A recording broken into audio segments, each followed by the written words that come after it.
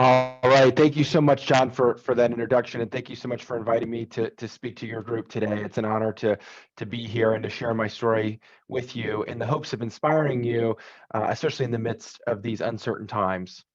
My story begins when I was 15 years old on September 1st, 2009. I was a week away from starting my sophomore year of high school and was excited to get one last odd job in before the end of the summer, and was hired by a man in my community to move boxes and furniture. When I arrived that day on September 1st, some of the details changed. In fact, we were to empty a storage unit that the man owned and bring it back to his home. And then from his home, we would be taking whatever was left over that he couldn't put in his garage into a friend's house that we would be taking the items to. And so as the day went on, the job ran over, and by this point it was late after or early afternoon. And my dad calls me and he says, I think it's time for you to go home. And he and I are talking on the phone, and the man overhears this conversation and says, "Oh, my friend's house is just 5 to 10 minutes down the road," and that assuages my dad, and he, allows me to go with this man. So we get in the U-Haul truck and start driving, but 5 to 10 minutes becomes more than 45 minutes, and I find myself we've crossed county lines, and I don't know where we are. I don't recognize any of the surroundings, and I start to really fear what was going to happen next. Eventually, we make our way to this man's friend's home, and there's a house that's at the top of the hill, and at the bottom of the hill there's a shed, and we're told that we're going to be taking everything out of the U-Haul truck and putting it in the shed. But upon arriving at the shed at the bottom of this hill, we meet the man's friend who's the homeowner, and she opens the shed's doors to see what's inside, and apparently it's filled with uh, items such as boxes and furniture and other things. And so we're told that we're going to have to empty the shed before we can get anything from the truck into the shed. And so from within a few minutes, a box makes its way into my hands, and I'm told to toss it. There's a cement slab that's nearby. It's just a few feet away, and I look into the box, and there's books and hay. And when I say hay, it's literally straw protruding from this box, which I think is kind of an odd assortment of items, but who might have judged what people have in their sheds? And I toss the box as instructed. Within a second, an explosion rings out, and I can see this substance flying towards me. I don't know what it is, but I see something coming towards me, and instinctively, I close my eyes. And as I close my eyes, this substance hits my face, and it's just this overwhelming sense of pain from the very beginning. It feels like somebody has lit a match and dropped it onto my face. I feel like I'm on fire. Within a few seconds of that pain, I feel like I'm unable to kind of decipher what's happening next and what will happen next. And eventually, the man leads me back up the hill. He's on the phone with a 911 operator, and the operator asks him what the substance is. He doesn't know, and he says he's going to go back down the hill to find out. But he hands me the phone and leaves me at the top of that hill. And as I'm talking to the 911 operator, eventually I drop down onto my knees. I'm on all fours. I'm unable to stand. The pain's so overwhelming. And I'm really starting to wonder if this is going to be the end, if my life's going to end here on this hill at the age of 15. Eventually, the ambulance arrives, and as the stretcher, I'm put onto the stretcher and lifted up into the ambulance. I remember looking around the property and seeing these trees and wondering if that was the last time I was going to see trees. As once I get to to the ambulance rather, and I overhear the paramedics talking. Apparently, it's revealed that the woman, I guess, had told them that the substance that was in this box was a glass jar of sulfuric acid that was stored at the bottom of this box, and that sulfuric acid had left me with second and third degree burns to my face and to my arms. Once we get to the hospital, I'm taken out of the ambulance and thrown into a chemical shower. I'm stripped naked and there for a while as they're trying to wash the chemicals off my face and my arms. Eventually, I'm taken to a room, and they're informing me I'm going to get taken to a children's hospital in Washington, D.C.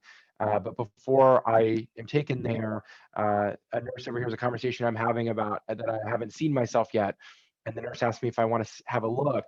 And before I can answer, he's thrown a mirror into my lap. And as I'm looking at myself for the very first time, I see these large black and brown stains.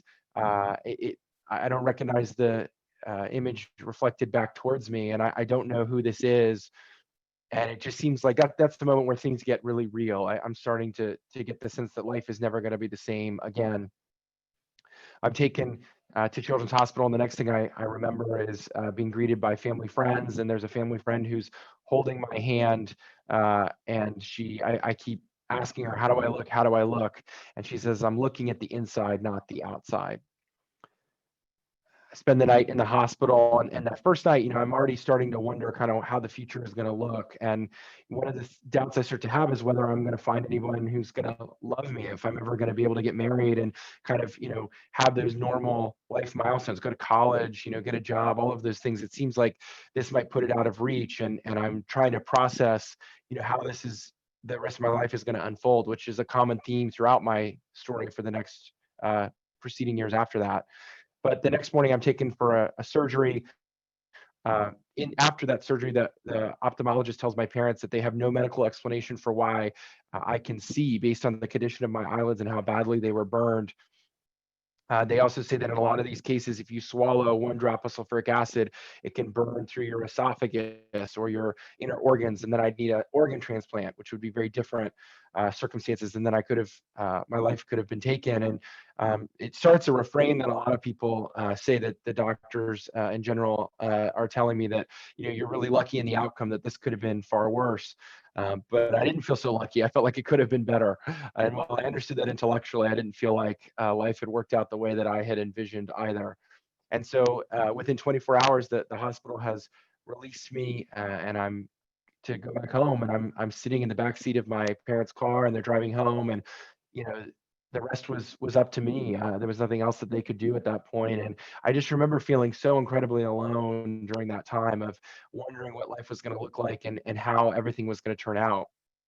I spend the first few months on homebound tutoring. There's a risk of infection, staph infection, with the injuries that I had suffered, and so I was home, kind of much like we all are now because of the coronavirus, but it was very different circumstances that I was under, and so I was learning in the afternoon. My teachers would come in the afternoon and into the evening and teach me all that I had missed during the day. And the first few months, it just felt really isolating. It was really lonely as I was trying to navigate this experience. And even upon my return to school and normal life, as it were, I felt like people just kind of drifted away. They didn't quite know what to say. And so a lot of the friends, and even extended family members, just kind of, there was a lot of distance because of what had happened. And I looked very different then than I do now. I had large scars that were encompassing my face, and that ensured that I had to go for several surgeries.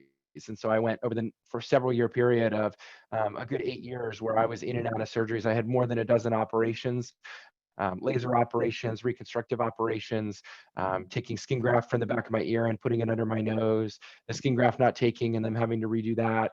And so it was years and years of kind of that physical recovery. But what was interesting is, as this story unfolded for me, I also noticed that I had some emotional scars. It wasn't just the physical scars that I had.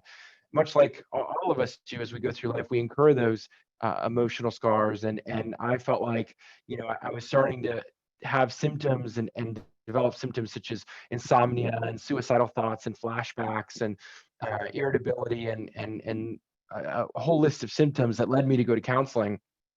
And when I went to counseling, I was diagnosed with symptoms of depression and post-traumatic stress disorder, which is typical in cases such as mine.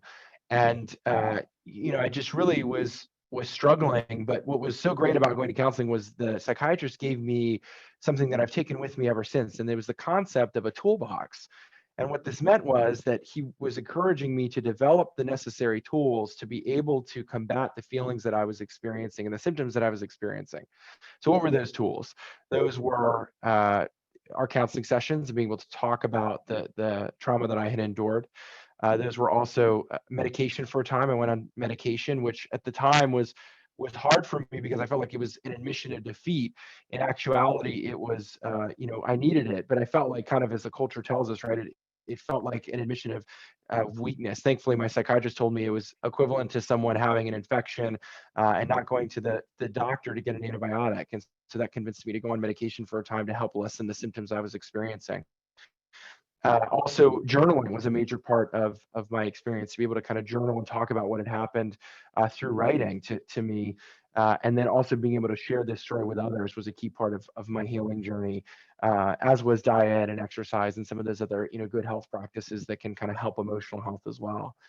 So I realized as I went through this, I had these armed with these tools, and it took me a while to kind of develop those tools in that toolbox. But over time, I was able to transform how I viewed my scars and how I viewed my experience. And in some ways, it was able to move from this horrible experience and this horrible accident to something that I found empowering as time went on and as I grew in my recovery. I think part of what helped me too was the ability to connect with others through this experience and see the ways in which others had hurt and see that they too had overcome.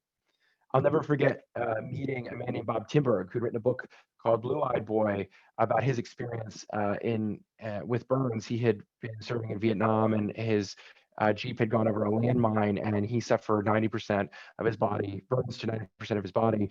And I remember meeting him. He actually had one of the first stops on his book tour was here in Washington D.C. And I met him, and we exchanged stories. And I'll never forget what it felt like to look someone in the eye who understood what it was like to go through what I went through, and was able to overcome and live a very successful life, even though everything that had happened to him. And he signed a book for me, and I'll never forget opening that book as I left the bookstore, and it was written. It said, "To Samuel, who knows about comebacks."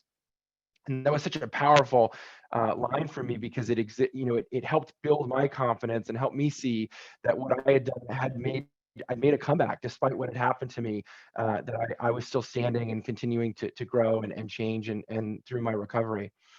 It led me to encourage me to write about my own story, and it culminated in all the journal entries that I had done, culminated in a book that I published just a few months ago on the 11th anniversary of my accident, called "Can You See My Scars," which covers my recovery and all that happened, and also talks a little bit about the struggles that I had with faith, with relationships, with so many aspects that I don't have time to cover all today.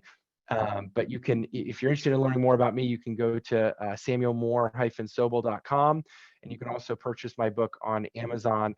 It makes a great inspirational holiday gift, and a percentage of the profits do go to the Phoenix Society for Burn Survivors, which supports a good cause. So you can check that out today if you're interested. But as I close, I just want to encourage all of you. The reason why I share this with you today, even though the circumstances of my accident might not be the same as things that you've endured, we all have scars. We all have things that happen to us. We all face adversity. We all have things that happen to us that we wish hadn't happened to us, and we all have to learn and grapple with those as we go through life. And I would just encourage you to embrace those scars as you go through life and find ways to recover and move forward. It takes time. Allow yourself the time and patience to grieve. For me, I'm coming to you more than 11 years after what happened to me. My story today is a happy one in a lot of ways. I was able to graduate high school on time, go to college and graduate, and get a good job, and also met the love of my life and married her a few months ago. And so all those fears that I had about finding someone to love me, despite all that I had been through, were for naught. I found someone who is a wonderful, beautiful person who understands my story and is there for me every step of the way. But it wasn't always this way, and I had to really take the time to grieve and to work through that trauma I had endured and come to peace through my scars. And so I know we all have them. Adversity is the great equalizer. Especially during these uncertain times, we're all facing circumstances in which we didn't foresee that we would be facing. And so the message I try to share with people when I get the opportunity to speak is simply to say that adversity is simply an opportunity for us to rise above, to dig deep, and develop the necessary tools to overcome. And I hope that, if anything, that you take away from my message today, that you're encouraged that if I was able to overcome what I overcame, the countless surgeries, the scars, all the emotional and physical scars that I carry, that you too can overcome, and that you too can make a difference, and that you have what it takes to make a comeback. Thank you so much for having me today, and I'm happy to answer any questions that you may have.